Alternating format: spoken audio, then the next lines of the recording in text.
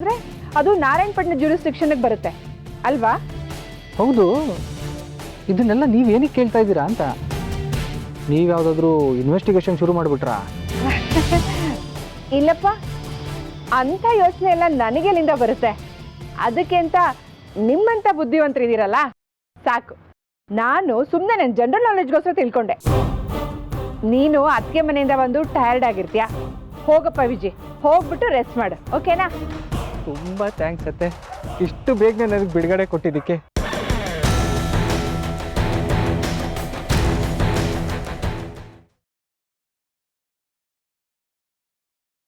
ಅಪ್ಪ,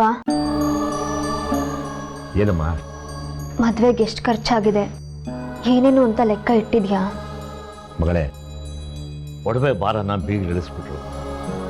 ಆದರೆ ಅವ್ರ ಋಣ ನಮ್ಮ ಮೇಲೆ ಜಾಸ್ತಿ ಆಯಿತು. ಆ ಹಾಳ ಶಂಕರ ಸರಿಯಾದ ಟೈಮಿಗೆ ಕೈ ಕೊಟ್ಟ.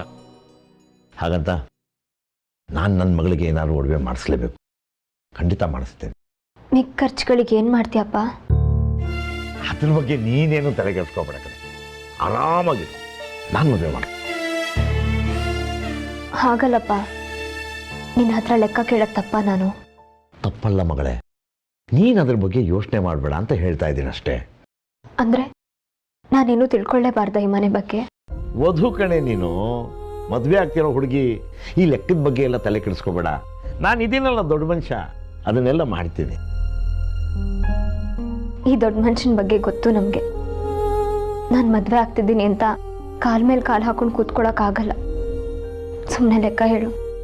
ಮತ್ತೆ ಮತ್ತೆ ಲೆಕ್ಕ ಲೆಕ್ಕ ಲೆಕ್ಕ ಅಂತ ತಲೆ ಕೆಡಿಸ್ಕೋಬೇಡ ಕಣೆ ನೀನು. ನಿಮ್ಮಪ್ಪ ದುಂದು ವೆಚ್ಚ ಮಾಡೋದಿಲ್ಲ. ಆಮೇಲೆ ದುಂದು ವೆಚ್ಚ ಮಾಡೋಕ್ಕೆ ನನ್ನ ಹತ್ರ ಹಣನೂ ಇಲ್ಲ. ಸಂತೋಷನ ಹತ್ರ ಒಂದು 1.5 ಲಕ್ಷ ರೂಪಾಯಿ ಕೇಳಿದ್ದೀನಿ. ಆಮೇಲೆ ಆ ಅಂಗಡಿ ಶೆಟ್ರು ಅವ್ರ ಹತ್ರ ಒಂದು 75,000 ರೂಪಾಯಿ ಕೇಳಿದ್ದೀನಿ. ಎಲ್ಲ ಕೊಟ್ಟರೆ ಆರಾಮಾಗಿ ಆಗುತ್ತೆ. ನೀನೇನು ತಲೆ ಕೆಡಿಸ್ಕೊ. ಸಾಲ ಮಾಡ್ತಿದ್ಯಪ್ಪ? ಸಾಲ ಅಂತ ಭಯ ಬೆಳೆಸ್ಬೇಡ್ವೆ, ಧೈರ್ಯವಾಗಿ ಮಾಡ್ತಾ ಇದ್ದೀನಿ.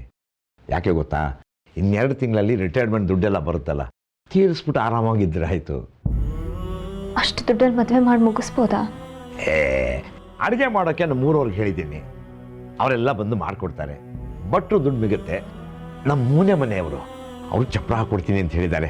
ಆಮೇಲೆ ನಾನು ರೆಗ್ಯುಲರ್ ಕಟಿಂಗ್ ಹೋಗ್ತೀನಲ್ಲ, ಅವರೇ ಕಣೆ ವಾಲಗದವರು, ಫ್ರೀಯಾಗಿ ಮಾಡಿಸ್ಕೊಡ್ತೀನಿ ಸರ್, ಪರವಾಗಿಲ್ಲ ಮಾಡಿ ಅಂತ ಹೇಳಿದ್ರು. ಹೇಗೂ ನಾರಾಯಣಪಟ್ಟಣ ದೇವಸ್ಥಾನದಲ್ಲಿ ಲಗ್ನ, ಅಳಸಿಂಗ ಎಲ್ಲ ಫ್ರೀ. ನನಗೆ ನೀನು ಸಾಲ ಮಾಡೋದು ಸರಿ ಕಾಣ್ತಿಲ್ಲಪ್ಪ. ಇನ್ನೇನು ಮಾಡುವಂತೀಯ?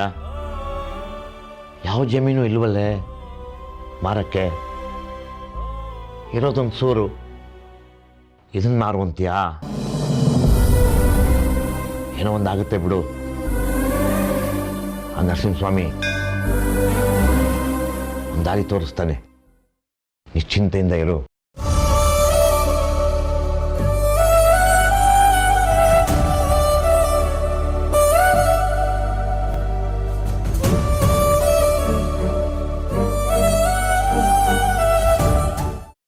ಕೈಮಾ ಲಿವರ್ ಚಕ್ಕಣ ಮಾಡುವ ವಿಧಾನ: ಒಂದು ಬಾಣಲಿಗೆ ಎಣ್ಣೆ, ಈರುಳ್ಳಿ ಹಾಕಿ ಹುರಿದು ಶುಂಠಿ ಬೆಳ್ಳುಳ್ಳಿ ಪೇಸ್ಟ್, ಅರಿಶಿನ, ಪುದೀನ, ಕೊತ್ತಂಬರಿ ಸೊಪ್ಪು, ಲಿವರ್, ನೀರು, ಬೇಯಿಸಿದ ಕೈಮಾ, ಟೊಮ್ಯಾಟೊ ಪ್ಯೂರಿ, ಗರಂ ಮಸಾಲ, ತುಪ್ಪ ಮುಚ್ಚಳ ಮುಚ್ಚಿ ಬೇಯಿಸಿ. ಈಗ ಕೈಮಾ ಲಿವರ್ ಚಾಕಣ ಸವಿಯಲು ಸಿದ್ಧ. ನಮ್ಮ ಇವತ್ತಿನ ಕಾರ್ಯಕ್ರಮದಲ್ಲಿ GFC ಖ್ಯಾತಿಯ ಕೃಷ್ಣಪ್ಪನವರು ಒಳ್ಳೆ ಚಾಕ್ನವನ್ನ ಮಾಡಿ ಕೊಟ್ಟಿದ್ದಾರೆ. ಹೆಂಗಿದೆ ಅಂತ ಎಲ್ಲ ಹೇಳಕ್ಕಾಗಲ್ಲ, ನೀವು ಮಾಡ್ಕೊಂಡ್ರೆ.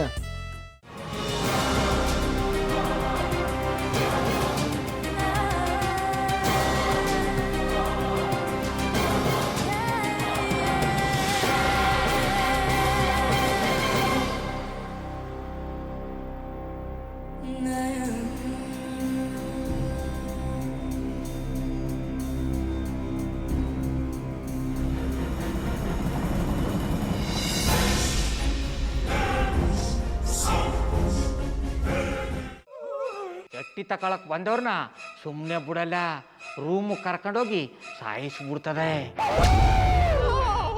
ರೂಮಿಗೆ ಕರ್ಕೊಂಡೋಗಿ ಯಾಕೆ ಸಾಯಿಸ್ತಾಳೆ?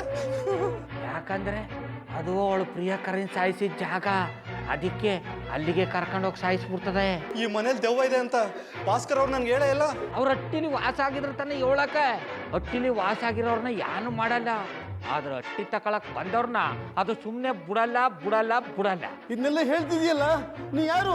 ನಾನು ಎಟ್ಟಿ ವಾಚ್ಮ್ಯಾನು. ನಾನು ಅರ್ಜೆಂಟಾಗಿ ರಾಮನಗರ ಹೋಗಬೇಕು. ನೀನು ವೆಹಿಕಲ್ ಕಳಿಸ್ತೀಯಾ? ಅಷ್ಟೇ ತಾನೇ? ಎಷ್ಟು ಗಂಟೆಗೆ ಅಂತ ಹೇಳಿ ಕಳಿಸ್ತೀರಿ. ಮೊನ್ನೆ ಯಾರೊಬ್ರನ್ನ ಕಳಿಸಿದ್ಯಲ್ಲ, ಅವನೇ ಕಳಿಸು, ಚೆನ್ನಾಗಿ ಓಡಿಸ್ತಾನೆ ಅವನು. ಮೊನ್ನೆನಾ? ಹಾ, ಶಿವು ಇರಬೇಕು. ಹಾಂ, ಅವನೇ. ಅಯ್ಯೋ, ಅವ್ನು ನಿನ್ನೆಯಿಂದ ಕೆಲಸಕ್ಕೆ ಬಂದಿಲ್ಲ. ಫೋನ್ ಮಾಡಿದ್ರೆ ರಿಸೀವ್ ಮಾಡ್ತಿಲ್ಲ.